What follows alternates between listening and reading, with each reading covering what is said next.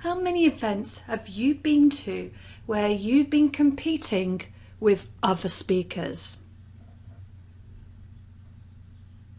How many events have you tried to get a speaking gig at only to find that other high-profile speakers have been picked over you? Let's face it, it's perfectly natural, isn't it, for bookers and for people who want speakers at their event to naturally go for the higher profile speaker. That's business. They want the very best. But what happens to the rest of us who are learning, who want to get out there and embrace speaking? Hi, I'm Wendy Keir, the founder of Virtual Speaking Pros and the UK leading expert when it comes to virtual summits. I got absolutely sick to death of competing against other people.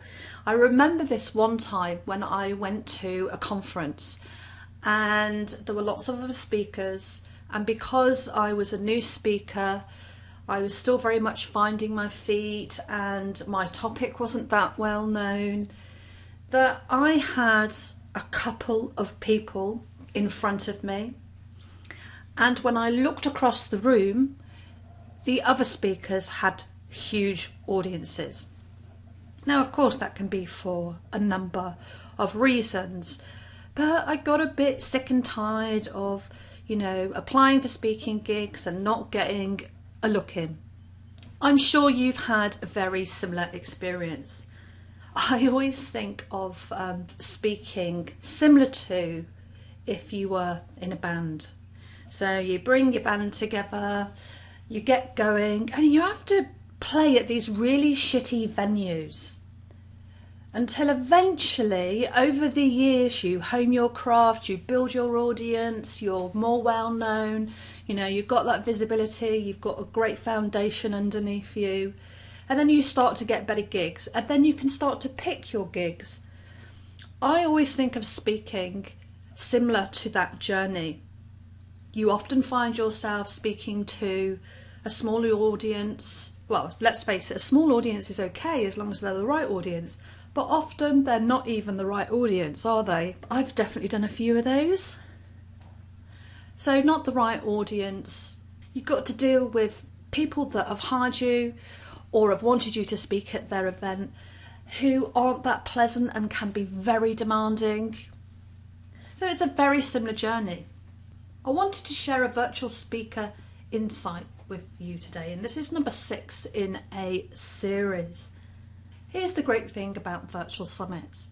When you're the main speaker on your summit, you're the one that holds the power and the influence over that audience, the connection with that audience.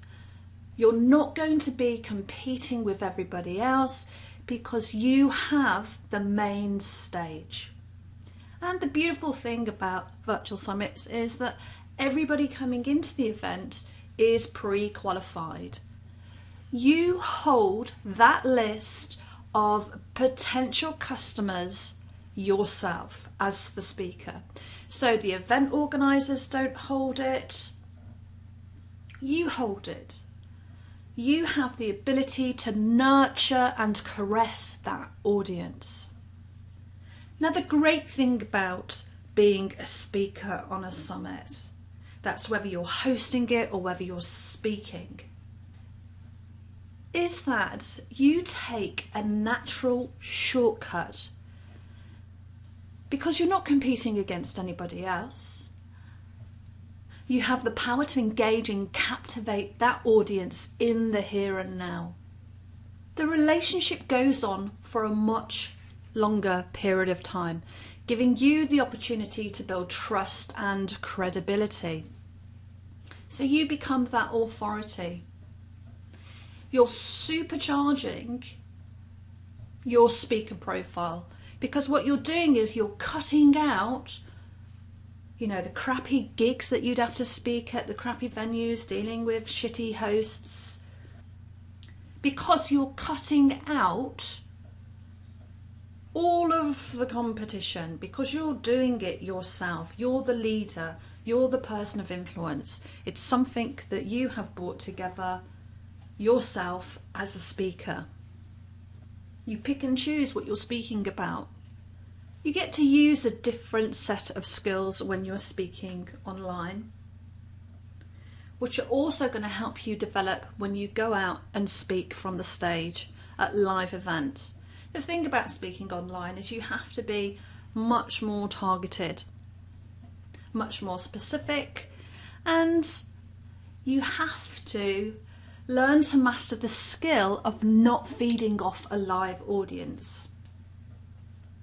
But once you've done that, you're good to go. You can absolutely supercharge your speaking career and overtake other people who are still very much in the slow lane of, talking at events that aren't really relevant, small audiences, having to travel hundreds of miles in some cases, or even overseas to speak to that audience.